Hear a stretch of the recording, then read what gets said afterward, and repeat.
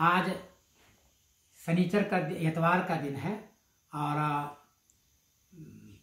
मार्च है, 22 मार्च।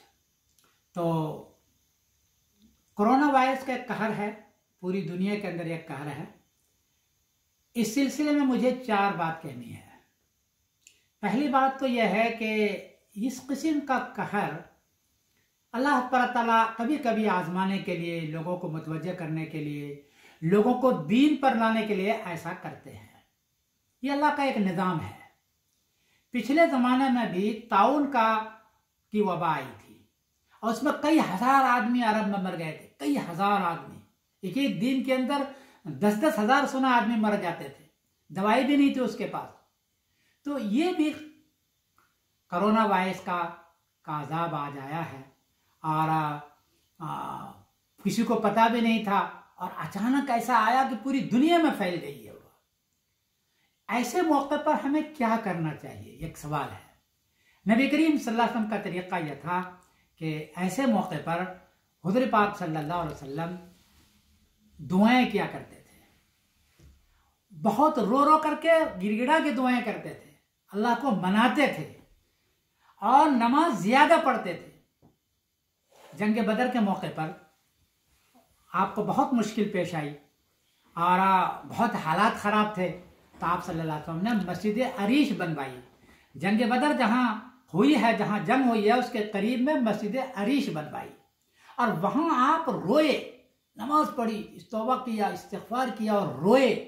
इतने रोए, इतने गिड़गिड़ा के नमाज पढ़ी कि हजरत अबू बकर सिद्दीक ने फरमाया, या अल्लाह के रसूल, अब तो आप सर उठा लीजिए।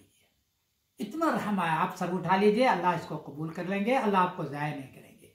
इतनी दुआएं की। तो हुज़ूर पाक सल्लल्लाहु अलैहि वसल्लम का तरीक़ा यह था और हदीस भी है कि जब कोई मामला पेश आ जाए, कोई मुश्किल पेश आ जाए, तो तुम अल्लाह के सामने गिड़गिड़ाओ और नमाज पढ़ो।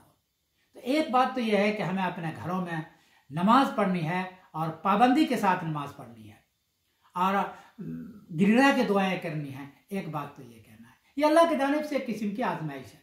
अब देखिए ना, कितने लोग अल्लाह को नहीं मानते थे, अल्लाह के इनकार करते थे। अभी सारे जो है अपने अल्लाह को याद करते हैं। जो खुदा को नहीं मानते तो उनको ही पता चल गया कि कोई खुदा है, कि अचानक इतनी चीजें होने के बावजूद भी अचानक ये वबा आ सकती है।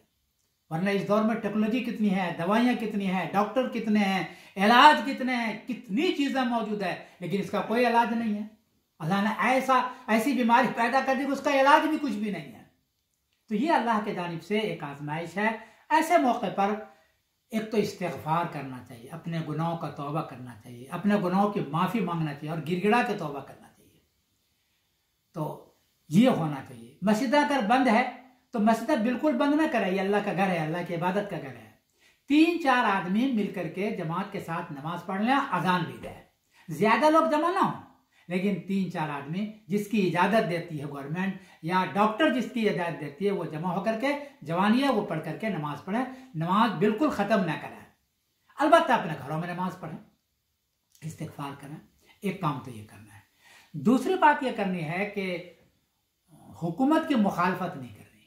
ये हुकूमत हमारे, चाहे इंग्लैंड की हुकूमत हो कि इंडिया की हुकूमत हो, ये हमारे फायदे के लिए सब कुछ कर रही है। ये हमारे मुखालिफ नहीं है, फायदे के लिए कर रहे हैं कि हमारी सेहत बरकरार रहे, हम मरे नहीं, हम परेशान ना हो, इसके लिए कर रहे थे। इसकी बात भी माननी है। ये जैसा जैसा कहेंगे उसकी बात को माननी, इसकी मुखालफत नहीं करनी है। डॉक्टर जो कुछ कहते हैं उसको ही मानना है। मसलन डॉक्टर कहते हैं मुसाफा न करो तो न करो, मुसाफा करना सुन्नत है, आप सुन्नत को छोड़ो। डॉक्टर कहते हैं कि सब जमा न हो जाओ, इससे वायरस ज्यादा फैलती है, आप जमा ना हो।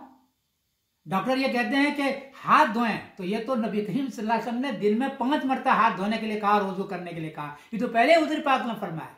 मुंह धोने के लिए पहले ही कहा। लोगों को समझ में नहीं आ रहा था कि मुंह धोने के लिए वुजू में क्यों कहते हैं हुजूर, हाथ धोने के लिए क्यों कहते हैं, नाक को साफ करने के लिए क्यों कहते हैं, पांव धोने के लिए क्यों कहते हैं। ये कोरोना वायरस से पता चल गया लोगों को कि ये वायरस ऐसा है कि हर एक को लग सकता है, इसलिए हाथ धोना और मुंह धोना और हर वक्त साफ सफाई रखना ये जरूरी है। हुजूर ने तो 1400 साल पहले ही कहा, बल्कि इतनी ताकत के साथ कहा कि 5 मरतबा ये करो।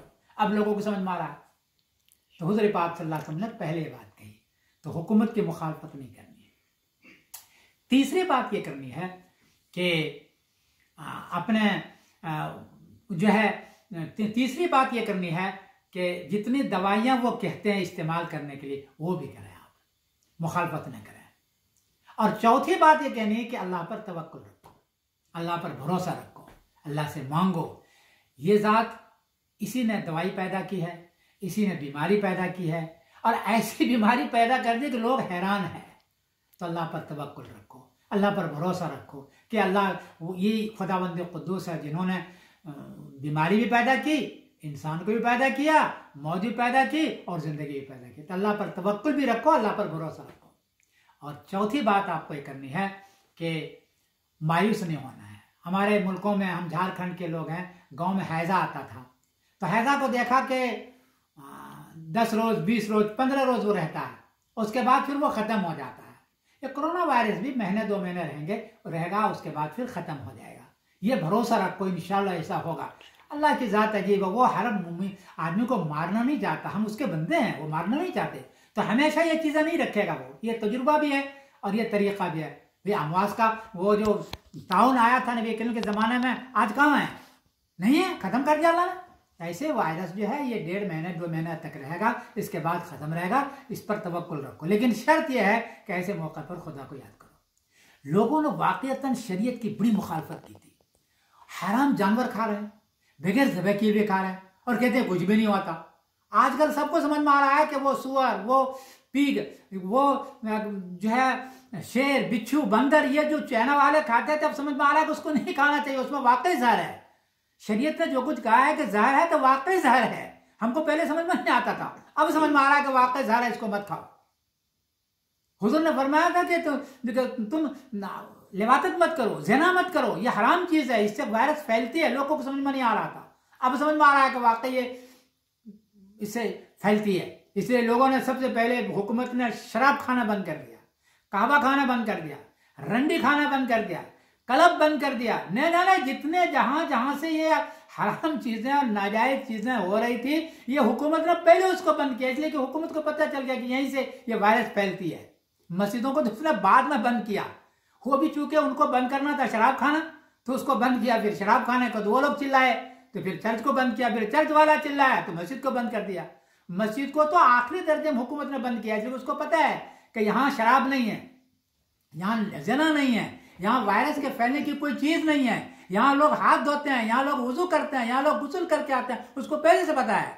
लेकिन चूंकि शराब खाना को बंद करना था तो मस्जिदों को भी बंद करना हुआ।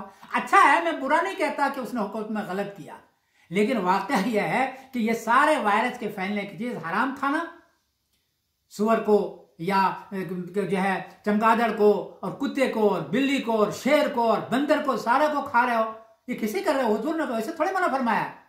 तो पहले उसको बंद किया और अब जो है आखिर में मस्जिद भी बंद है। तो मस्जिद बंद तो जरूर रखें, मुखालफत ना करें किसी भी चीज़ का, लेकिन इस अंदाज से कि मस्जिद में अजान नमाज भी हो और अल्लाह से तौबा करें। इंशाल्लाह ये सारा फिर ख़त्म हो जाएगा। मैं भी दुआ करता हूँ, आप भी दुआ करें, गिड़गिड़ा के दुआ करें, इंशाल्लाह ख़त्म हो जाएगा। वाखिर दअवाना अल्हम्दुलिल्लाह।